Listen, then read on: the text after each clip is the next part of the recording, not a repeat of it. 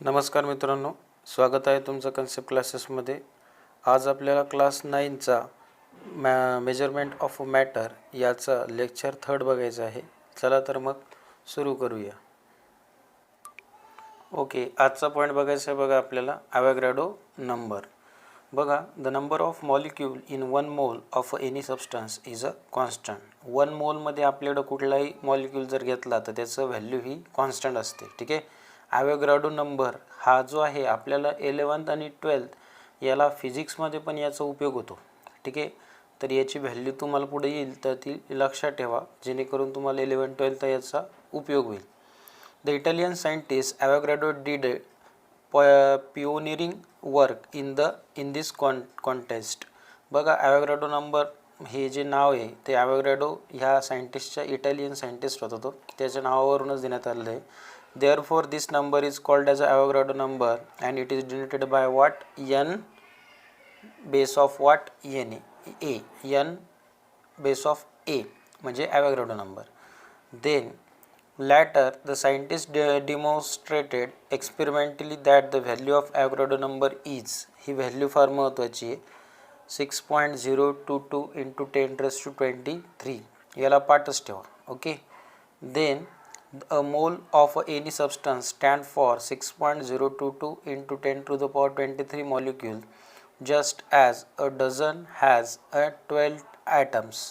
बघा, ही जी व्हॅल्यू आहे ही म्हणजेच काय, जसं डझन आपण म्हणतो, 1 डझन केळी म्हणजेच किती, 12 त्यात एलिमेंट, तशाप्रमाणे जसं सेंचुरी हॅज 100 बरोबर, आणि नंतर ग्रॉस हॅज 144 अ मोल मीन्स 6.022 into 10⁻23 म्हणजे एक प्रॉपर व्हॅल्यू आहे। Okay, for example a mole of water that is 18 gram of water contains a 6.022 into 10⁻23 molecule of water म्हणजे 18 ग्राम। ठीक आहे, पाण्यासाठी किती असणार, त्याच्यामध्ये किती कंटेन्सला असणारे molecule, 6.022 into 10⁻23 molecules of water. ठीक आहे, तर हे लक्षात ठेवा। बघा, आता एक एक्झाम्पल दिलेलं आहे तुम्हाला, how many molecules are there in 66 gram of CO2। Okay, आता हे आपल्याला काय करायचं आहे, तुम्हाला बघा 66 ग्राम मॉलिक्यूलमध्ये कार्बनचे ॲटम किती असणार। ओके, तर हे तुम्हाला एक डेमॉन्स्ट्रेट केलेलं आहे, तर लक्ष द्या। बघा, त्यामध्ये फर्स्ट तुम्हाला महत्त्वाचं बघा फॉर्म्युला दिलेला आहे, हा एक फॉर्म्युला तुम्ही सिम्पली लक्षात ठेवा। Number of molecule in a given CO2 म्हणजेच स्मॉल एन म्हणतो आपण, is equals to mass of CO2 in grams divide by molecular mass of CO2। Okay, आता सिम्पली तुम्हाला किती दिलेलं आहे, molecules are there in 66 gram म्हणजे तुम्हाला CO2 तुमचं मास किती दिलेलं आहे, कार्बनचं 66 दिलेलं आहे, जे की इथं दिलेलं आहे। ठीक आहे, तर हे 66 ग्राम आपण जशाच तसं घेतलं। नंतर मॉलिक्युलर मास ऑफ CO2, आता हे काय आहे, 44 आहे। हे कसं फाइंड करता, तर तुम्हाला 49 पेज नंबरवर बघा, याच्या पार्ट 2चं जे लेक्चर 2 घेतलं आहे आपण त्यामध्ये सांगण्यात आलेलं आहे। ठीक आहे, तर CO2 याचं कसं फाइंड केलं होतं बघा आपण, C आणि O2 बरोबर, तर कार्बनचं किती असतं, 12 बरोबर, 12 गुणिले आता कार्बनचा किती, इथं काही नाही म्हणजे किती आहे, 1 म्हणजे 12 into 1 प्लस ऑक्सिजनचा किती असतो, 16 गुणिले किती, 2 बरोबर। मग आता हे किती झाले, 12 अधिक 32 म्हणजेच किती जाणार, टोटल 44, म्हणून इथं आपण किती घेतले, 44। हे 49 पेज नंबरवर आहे तसं। ओके, जर कुणाला लागत असेल तर त्यांनी याचा प्रिवियस व्हिडिओ बघू शकता। ठीक आहे, तर तुम्हाला आता ह्या दोघांचं कॅल्क्युलेशन 66 डिवाइड बाय 44 11च्या टेबलमध्ये जातं ते, म्हणजेच किती येईल, 6 डिवायडेड बाय 4 बरोबर, पुन्हा किती जाईल, 2 ने जाईल म्हणजेच किती, 3 आणि 2 म्हणजे 3/2 म्हणजेच किती असतं, 1.5 मोल। ओके, आता बघा तुम्हाला स्मॉल एनची व्हॅल्यू किती आली, 1.5 मोल आली बरोबर। आता तुम्हाला 1 मोल ऑफ CO2 कंटेन्स, आता 1 मोल म्हणजे तुम्हाला दिलेलं आहे किती असतं ते, 6.022 into 10⁻23 मॉलिक्यूल, हे ऑलरेडी आता आपण बघितली व्हॅल्यू बरोबर, ही एका मोलची झाली। पण तुम्हाला किती पाहिजे आता, 1.5, कारण यांची व्हॅल्यू किती तुमची 1.5, तर 1.5 ने काय करायचं माहिती का, ह्या 6.022 इंटू 10⁻23ला मल्टिप्लाय करायचं. का? कारण आपली यांची जी व्हॅल्यू आली आहे त्यांनी मल्टिप्लाय केल्यानंतरच तुम्हाला किती मिळणार आहे. हे जे 66 ग्राममध्ये किती कार्बन असेल तर हे तुम्हाला ज्यावेळेस 1.5ने तुम्ही या 6.022ला मल्टिप्लाय करशाल त्यावेळेस तुम्हाला किती मिळणार ते 9.033 इंटू 10⁻23 मॉलिक्युल्स. ओके, तर हे यावरून आपल्याला काय होतं समजून येतं. ओके, तर ही एक मेथड आहे आणि one of the important method. ठीक आहे, तर हे लक्षात असू द्या. नेक्स्ट बघा तुम्हाला काय दिलेलं आहे बघा. ते एक सिम्पली 1 मोल म्हणजेच ॲव्होगाड्रो नंबर आपण म्हणतो, जसं डझन वगैरे आपण मी सांगितलं. तर बघा 1 dozen banana are 12 banana. 1 dozen म्हणजे किती 12 बनाना असतं. बरोबर. नंतर पुढं बघा 144 notebook make 1 gross of notebook. म्हणजे 1 ग्रॉस काय होईल ज्यावेळेस 144 नोटबुक तुमच्या असतील तेव्हा. ठीक आहे. नंतर यामध्ये बघा 1 मोल कॉमन सॉल्ट म्हणजेच किती 6.022 इंटू 10⁻23 मॉलिक्युल्स. म्हणजे हे समजतं आहे का तुम्हाला सांगण्यात असं येतं आहे की हे 1 मोल ज्यावेळेस तुम्ही याच्यामध्ये टाकशाल पर्टिक्युलर चंचुपात्रामध्ये किंवा एक छोट्याशा बिकरमध्ये तर त्यावेळेस ते किती असणार 6.00. आणि हे एक दिले बघा 1 मोल ऑफ वॉटर म्हणजे 6.022 इंटू 10⁻23 मॉलिक्यूल. ओके, म्हणजे एक सरळ सांगायचं की 1 मोलची व्हॅल्यू ही जी आली 6.0022 त्याप्रमाणे 1 डझनचं किती असतं 12 आपण म्हणतो. 1 ग्रॉस म्हणजे 144. तर तशाप्रमाणे 1 मोल म्हणजेच 6.022. ठीक आहे, तर हे लक्षात असू द्या. नेक्स्ट बघा यूज युअर ब्रेन पॉवर. बघा यूज युअर ब्रेन पॉवरमध्ये तुम्हाला क्वेश्चन विचारलेलं आहे how many molecules of water are there in a 36 gram water. बरोबर. आता तुम्हाला 36 ग्राम ऑफ वॉटर सांगितली यांनी. आत्ताच तुम्ही वरती बघितलं बघा 18 ग्राम म्हणजेच तुमचं काय असतं 1 मोल असतं. बरोबर ना. आता हे 18 दुने 36 आहे म्हणजेच किती 18 गुणिले 2 ना. बरोबर. म्हणजेच काय असणार 1 मोल म्हणजेच तुमचं किती होतं 6.022 ती आत्ताची जी व्हॅल्यू. बरोबर. म्हणजे इथं काय करणार 2 इंटू 1 मोल करावं लागणार आपल्याला. बरोबर. म्हणजे किती होईल 18 दुने 36 म्हणजे 36 ग्रामसाठी 2 गुणिले आता 1 मोल म्हणजेच किती आहे 6.022 इंटू 10⁻⁻ किती घेणार आपण 23. याचा ज्यावेळेस तुम्ही गुणाकार करशाल त्यावेळेस तुम्हाला किती मिळणार ते 1.2044 इंटू 10⁻23. हे असं जसं फाइंड केलं तुम्ही कशाचं 36 ग्रामसाठी त्याप्रमाणे तुम्हाला काय करायला लागणार. हा जो सेकंड क्वेश्चन आहे how many molecules of a H2SO4 are in 49 gram of sample. ठीक आहे, तर हा तुम्हाला मी एक सोडून दाखवतो कशाप्रमाणे तुम्ही हा सॉल्व करशाल. ओके, तर H2SO4चं तुम्हाला काय करायला लागणार पहिले मॉलिक्युलर मास फाइंड करावं लागणार. तर मॉलिक्युलर मास कसं फाइंड करता हे माहितीच तुम्हाला H2SO4. तर पार्ट 2चं लेक्चर बघा. हायड्रोजनचं मास किती आहे 1 म्हणजेच 1 इंटू हायड्रोजन किती आहे 2 म्हणून 1 इंटू 2 घेतला. सल्फर किती असतो तर तो असतो 32. बरोबर. त्याचा ॲटॉमिक मास नंबर तर 32 गुणिले सल्फर इथं काही नाही म्हणजे किती आहे 1 म्हणून याला 1 प्लस ऑक्सिजन किती आहे आपला 16. बरोबर. आणि हे किती ऑक्सिजनचे 4 म्हणून 16 गुणिले 4 म्हणजे 2 प्लस 32 प्लस 16 64. बरोबर. तर हे किती मिळतं तुम्हाला 98. बरोबर. तर हे काय झालं त्याचं मॉलिक्युलर मास ऑफ H2SO4 झालं. बरोबर. तर आता हे मॉलिक्युलर मास तुम्हाला माहिती आहे तो आत्ता फॉर्म्युला तुम्ही यांचा बघितला होता. बरोबर. तर मॉलिक्युलर मास हे तुमचं डिवाइडला येतं किती इथे नवीन पेजवर घेऊ बघा. हे 98 लक्षात ठेवा. तुम्ही काय करणार आता n इज इक्वल्स टू 98 आत्ताचं झालं तुमचं मास. बरोबर. आणि कितीचं विचारलं तुम्हाला 49चं म्हणून 49 वरती घेणार. 49 डिवाइड बाय 98 म्हणजेच 1 डिवाइड बाय 2 म्हणजेच किती 0.5.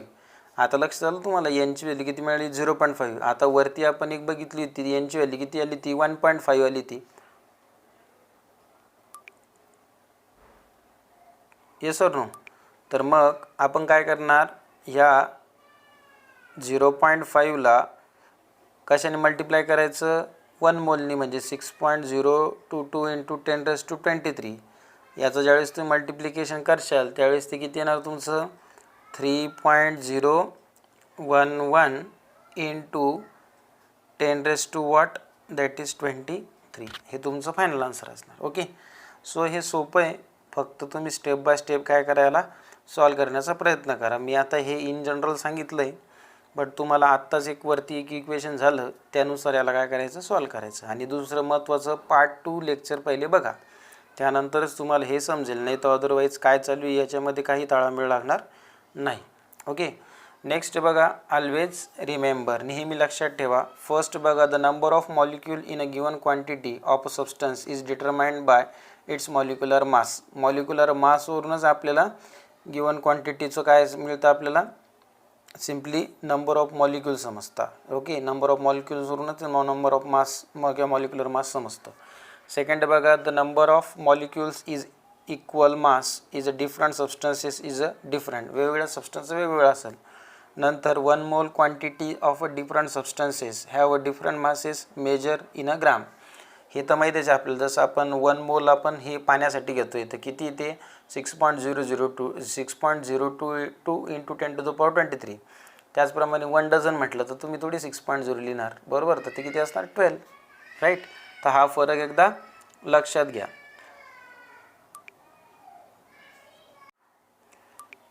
ओके, नेक्स्ट पॉईंट बघा, व्हॅलेन्सी. व्हॅलेन्सी म्हणजेच काय, आउटरमोस्ट सेलमध्ये असलेले इलेक्ट्रॉनची संख्या. बघा, can you recall first determine the valency of HClO and Na from the molecular formula. Valency विचारली, डिटरमाइन द व्हॅलेन्सी. आता हे HClO आणि Na याचंच कॉम्बिनेशन करून NaCl देन HCl H2O आणि H2 असे बनवले आहे, बरोबर. या सगळ्यांच्या प्रश्नांचे उत्तर तुम्हाला नेक्स्ट जो पार्ट होणार आहे त्यामध्ये आपल्याला मिळणारच आहे. ओके, जसं आता सोडियमचं बघा, एक साधं सांगतो मी. Na बघा तुम्हाला इथं दिलं आहे किती, ते 2 8 1, बरोबर. म्हणजे याचा अर्थ काय, पहिल्या याच्यामध्ये तुमचे किती असणारे 2 इलेक्ट्रॉन, दुसऱ्या याच्यामध्ये किती असणारे 8, आणि तिसऱ्या याच्यामध्ये किती असणारे 1, बरोबर. तर हा जो 1 आहे, तर ही 1 काय झाली, त्याची व्हॅलेन्सी झाली कशाची, सोडियमची. ठीक आहे, तर हे त्याची व्हॅलेन्सी डिटरमाइन करण्याचं सिम्पली अशा पद्धतीचं गणित आहे. ओके, तर हे तुझं जसं जसं पुढं होईल त्या पद्धतीने तुम्हाला ह्या गोष्टी क्लिअर होत जाईल. त्याप्रमाणे बघा, सेकंड क्वेश्चन दिलेला आहे, what is the type of chemical bond. आता केमिकल बॉन्डमध्ये हा सिंगल बॉन्ड आहे, डबल बॉन्ड आहे, ह्या गोष्टी तुम्हाला आणखी झालेल्या नाही. जसं पुढं होईल त्याप्रमाणे तुम्हाला याचे आन्सर मिळत जाईल. ओके, तर बघा, the capacity of an element to combine is called as its valency. बघा, त्याच्या आउटरमोस्ट सेलमध्ये असलेली इलेक्ट्रॉनची संख्या किंवा त्या किती कॅपॅसिटीने तो स्टोअर करतो एलिमेंट, त्याला आपण व्हॅलेन्सी असं म्हणतो. The valency of an element is indicated by a specific number. It is the number of a chemical bond form by one atom of that element with other atom. In the 18th and 19th century, the law of chemical combination were used to find out the valency of element. In 20th century, the relationship of the valency of an element with its electronic configuration was recognized. बघा, 18व्या 19व्या शतकामध्ये chemical combination हे आपण valency element find करण्यात येत होतं, बरोबर. पण मग 20th सेंचुरीमध्ये 20व्या शतकामध्ये याच्यामध्ये काही इलेक्ट्रॉनिक कॉन्फिगरेशनवरून आपण याची व्हॅलेन्सी सांगू शकतो. ओके, थोडंसं मॉडिफिकेशन करण्यात आलं. तर बघा, यामध्ये तुम्हाला काय दिलं आहे, सोडियम ॲटम Na. बघा, इलेक्ट्रॉनिक कॉन्फिगरेशन काय याचं 2 8 1, बरोबर. 2 8 1 म्हणजेच काय, पहिल्या याच्यामध्ये 2 असता, दुसऱ्या याच्यामध्ये 8 आहे, व्हॅलेन्स असला काय 1, बरोबर. मग सोडियम आयन म्हणजेच किती, तो 2 8 झाला. म्हणजे शेवटच्या ऑर्बिटमध्ये किती पाहिजे त्याला फुलफिल होण्यासाठी 8 लागतं, म्हणून 8. तर हा जो 1 आहे हा काय करणार, देऊन टाकणार दुसऱ्याला, बरोबर. देन आता पहा, त्यांनी कोणाला दिला, हा क्लोरीनला दिला. आता क्लोरीनचं पहा तुम्ही, क्लोरीनचं किती आहे 2 8 7, बरोबर. आता 2 8 7, तर 7 याच्यामध्ये काय एक हा घेऊ शकतो, बरोबर.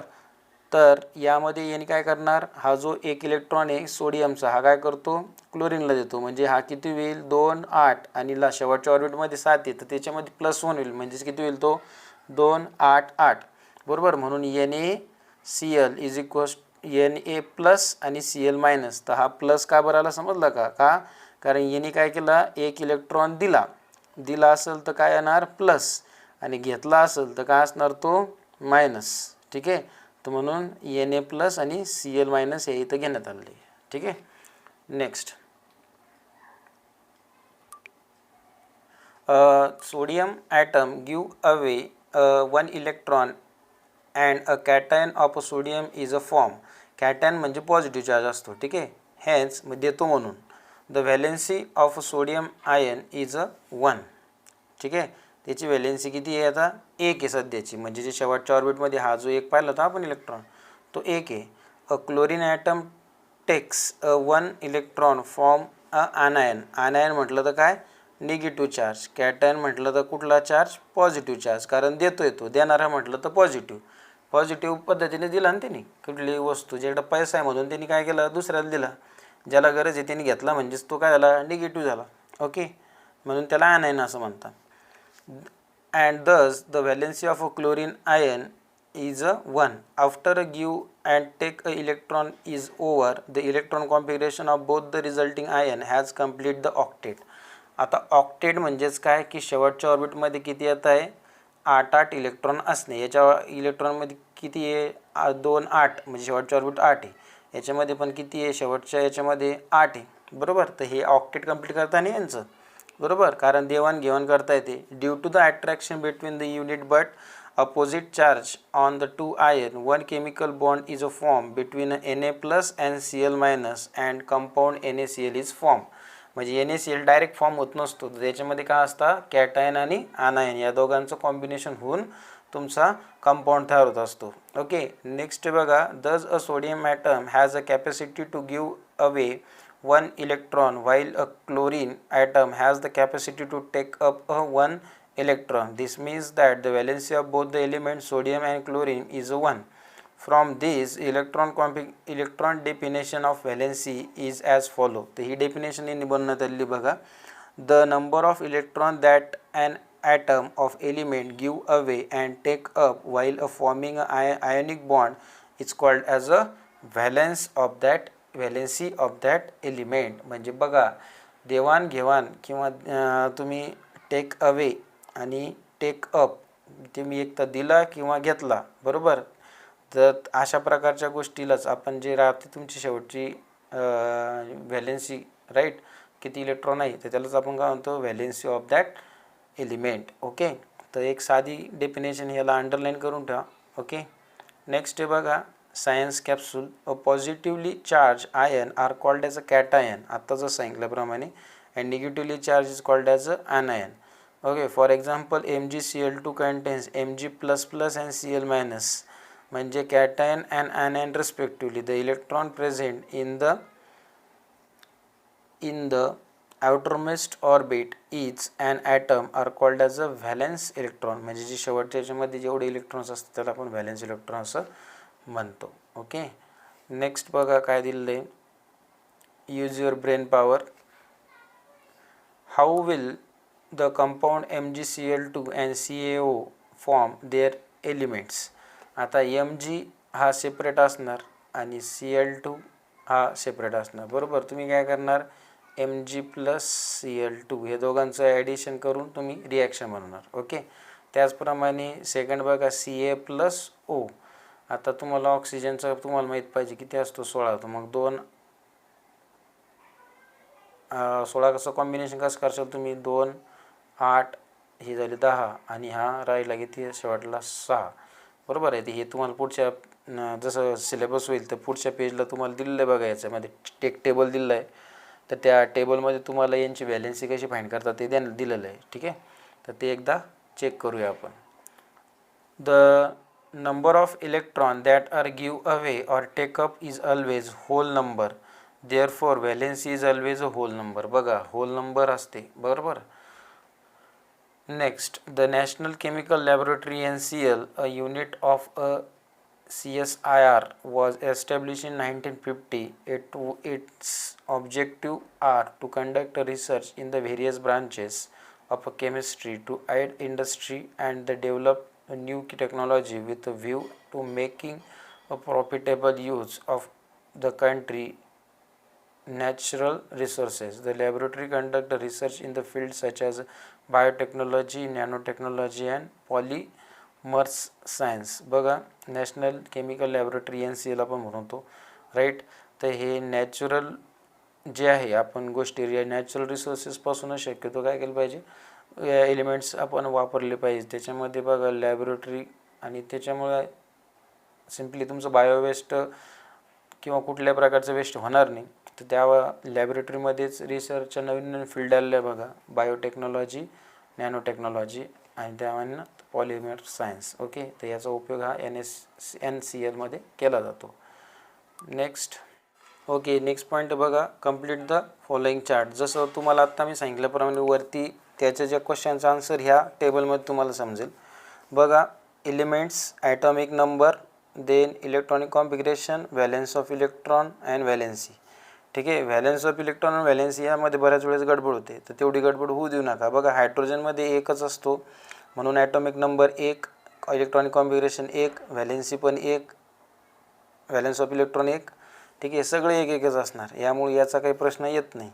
दुसरं बघा, हेलियम. हेलियममध्ये बघा किती आहे टोटल इलेक्ट्रॉन? 2. बरोबर. आता पहिल्या स्टेजला तुम्हाला न्यूक्लियसमध्ये किती असतं? तुमचे 2 असतात. इथं काही आहे का? नाहीच आहे, म्हणजे इथं किती आहे? 0 आहे. बरोबर, म्हणजे इथं तुमचं 2 आला इलेक्ट्रॉनिक कॉन्फिगरेशनमध्ये 2, व्हॅलेन्सीमध्ये व्हॅलेन्सी इलेक्ट्रॉनमध्ये 2 आणि व्हॅलेन्सी काहीच नाही असणार, म्हणजे काय असणार तिथं? 0, म्हणून इथं 0 घेतला. ठीक आहे. देन लिथियम बघा, लिथियमचा आता ॲटॉमिक नंबर तुम्हाला माहीत नाही, पण तुम्हाला इलेक्ट्रॉनिक कॉन्फिगरेशनमध्ये किती येते? 2,1. 2,1 या दोघांची काय करायची? बेरीज करायची. किती मिळते तुम्हाला? 3. म्हणजे ॲटॉमिक मास नंबर किती झाला? ॲटॉमिक नंबर किती झाला तुमचा? 3. ठीक आहे, 2 आणि 1. तर बघा, 2 आणि 1 पहिल्या याच्यामध्ये 2 तर घ्यावंच लागतं, कारण न्यूक्लियसची तेवढी सिम्पली रिक्वायरमेंटच असते. मग आता याची व्हॅलेन्सी किती झाली? 1 झाली ना. बरोबर. व्हॅलेन्स ऑफ इलेक्ट्रॉन किती झाला? 1 झाला. त्या शेवटच्या ऑर्बिटमध्ये, पहिल्या ऑर्बिटमध्ये 2 गेले आणि शेवटच्या ऑर्बिटमध्ये 1 आहे. बरोबर. आता याला व्हॅलेन्सी किती लागते याची? तर याला किती लागणार आहे? सिम्पली 7 लागतील ना कंप्लीट ऑक्टेट करण्यासाठी. बरोबर.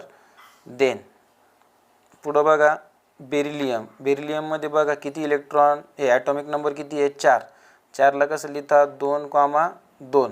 बरोबर, म्हणजे इथं 2,2 लिहिणार आणि नंतर व्हॅलेन्स ऑफ इलेक्ट्रॉन किती लिहिणार? इथं व्हॅलेन्सीची किती आहे? 2. बरोबर. तर हे तुमचं काय झालं? That is nothing but valency is 2. Okay, म्हणजे जर 4च्या आत असेल तरच व्हॅलेन्सी तुमची लिहून टाकायची आहे, पण 4च्या जर वरती गेली तर ती तुमची 8 होण्यासाठी लागणारी व्हॅलेन्सी लिहायची. समजलं?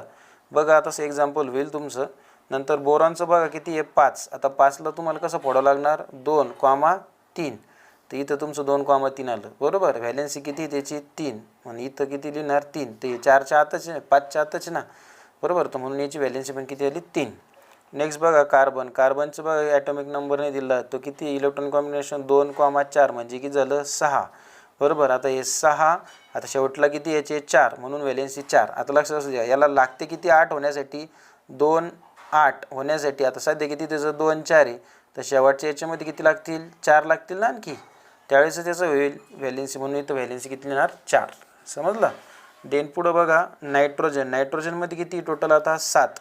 7ची फोड कशी करणार? 2 पहिल्या याच्यातून उरले किती? 5.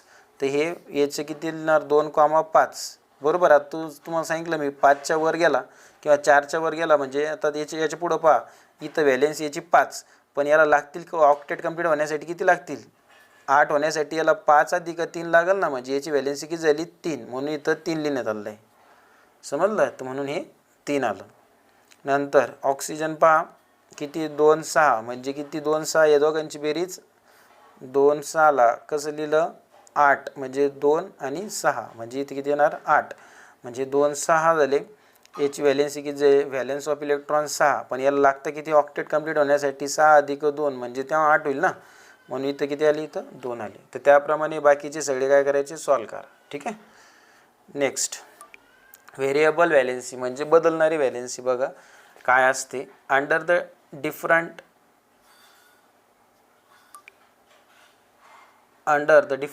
condition, the atom of some element give away or take up a different number of electrons. In such cases, those elements exhibit a more than one valency. This property of element is called as a variable valency. म्हणजे बदलणारी हो. ठीक आहे, जे की तुम्हाला घेण्यासाठी आणि देण्यासाठी जे संख्या तुमच्यामध्ये बदल होत आहे शेवटच्या ऑर्बिटमध्ये, त्याला आपण व्हेरिएबल व्हॅलेन्सी असं म्हणतोय. ओके. नेक्स्ट बघा, ऑलवेज रिमेंबर, नेहमी लक्षात ठेवा काय की ion Fe exhibit the variable valency 2 and 3. Therefore the ion form a 2 compound with chlorine that is FeCl2 and FeCl3.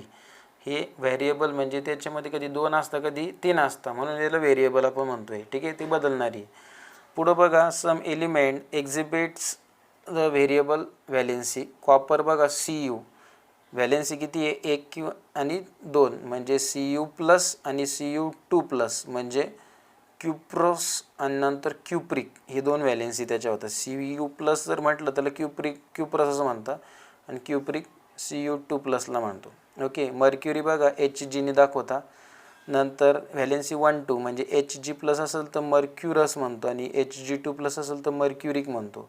नंतर बघा आयर्न म्हटलं तर Fe म्हणतो आपण. 2 और 3 व्हेरिएबल आहे. Fe2+ म्हणजे फेरस आणि Fe3+ म्हणजे फेरिक. ओके, हे लक्षात असू द्या. आणि इथं रिसर्च दिलं आहे बघा, find out some more elements which have variable valency. असे असतील तर तुम्हाला सांगायचे आहे. Find out the compound of above element which have variable valency.